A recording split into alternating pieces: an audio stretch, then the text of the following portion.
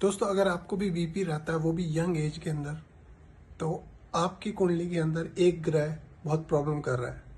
और ये सिर्फ यंग एज की ही प्रॉब्लम नहीं है, आजकल ये हर एज ग्रुप में देखा जा सकता है कि काफी लोग बीपी से परेशान रहते हैं, जो कि एक एपिडेमिक बन गया है। दोस्तों, अगर आप हाइपरटेंशन से परेशान हैं, तो मैं आपको बताने जा रहा हूं कि ऐसा क्यों हो रहा है। नमस्कार दोस्तों, मेरा नाम है दिव्य और आप देख रहे हैं सत्य दिव्य एस्ट्रो चैनल। तो आइए चलते हैं स्क्रीन पे बिना समय खराब किए हुए। दोस्तों, अगर मंगल कुंडली में किसी प्रकार से नीच का हो जाए, यानी 4 राशि मंगल, अगर मंगल 4 राशि में बैठ जाए नीच में, तो ये 100% बीपी देता है। और अगर मंगल किसी पाप प्रभाव में हो, लेट्स सपोज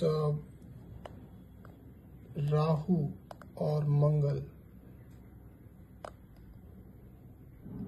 एक राशि में बैठ गए, तो ये भी बीपी का कारण बन सकता है, क्योंकि इस पे राहु का असर है और मंगल स्वग्रह भी है।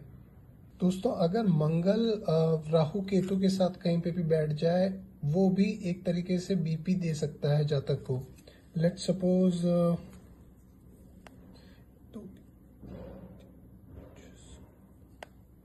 मंगल यहाँ बैठा है और राहु भी यहाँ बैठ गया, यानी यहाँ पे आ गई 7 नंबर राशि, तो ये भी बीपी का कारक हो सकता है, ये भी बीपी देता है।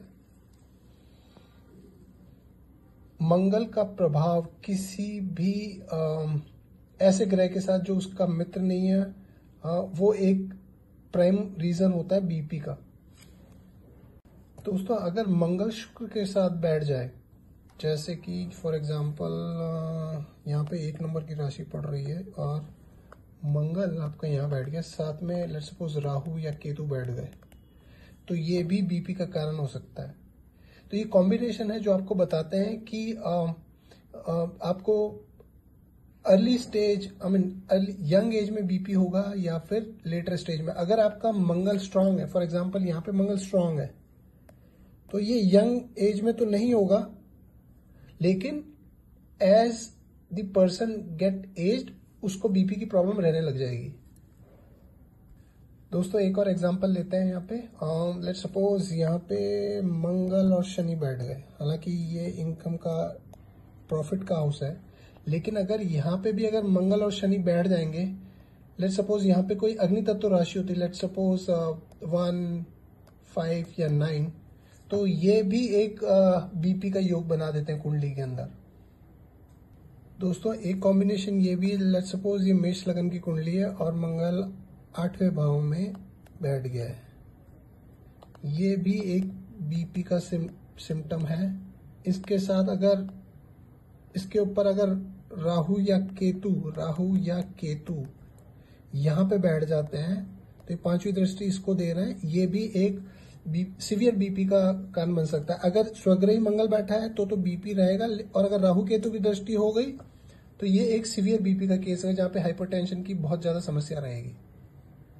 दोस्तों, ब्लड प्रेशर एक बहुत आम बीमारी हो चुकी है और ये एक सबसे बड़ी प्रॉब्लम है हृदयघात के लिए, हार्ट अटैक के लिए।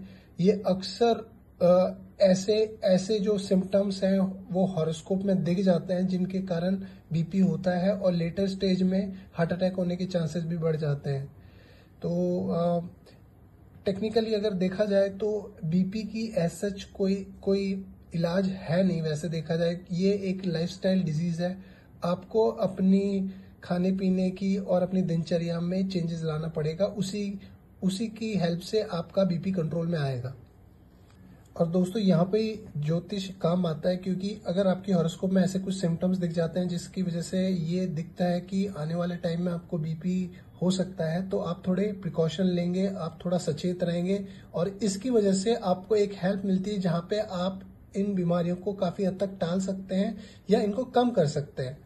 तो ये ज्योतिष एक माध्यम है जहाँ पे आप चीजों को पहले ही एनालाइज कर सकते हैं और उनके प्रति जागरूक रह सकते हैं। और दोस्तों, ऐसी जरूरी टिप्स के लिए जुड़े रहे सत्य दिव्य एस्ट्रो चैनल के साथ। Thank you.